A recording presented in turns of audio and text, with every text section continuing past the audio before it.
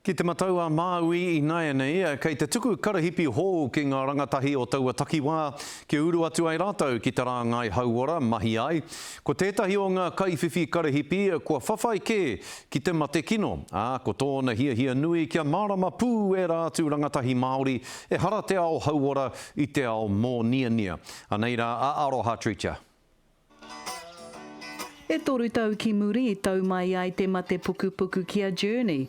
He oi kua te kaumā whetū o na tau I Naia nei.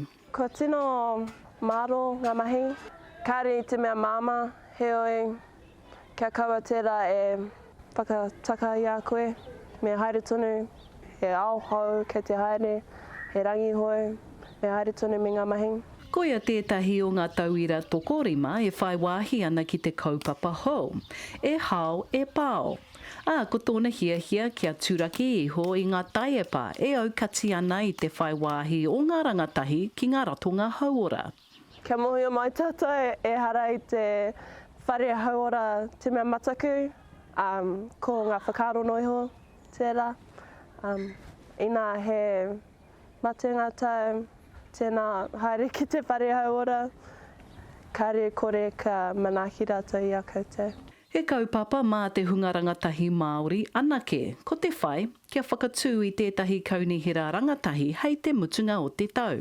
From my own perspective, I believe Health Hawke's Bay saw a gap in our rangatahi not being at the top table, so they provided that initiative for our rangatahi to basically bring some balance and equality into our current health system.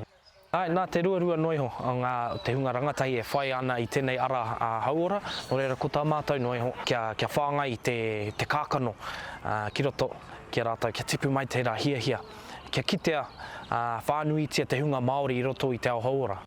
Ahakoa kāre anoa journey kia patu I te mate pukupuku nei, mā tōna tūranga hou, ka whai kaha ia ki te aki I ngā rangatahi e pēhia nei e taua mate.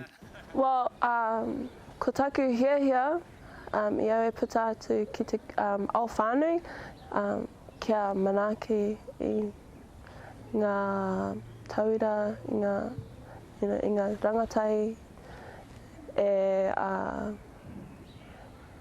e whai ana I tēnei mate, e nā runga te take he whea ko anō toku, reira, ina kei rātou he raru, kei konei au kia hāpai a rātou.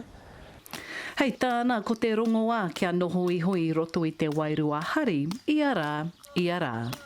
Aroha Tricia, te karere.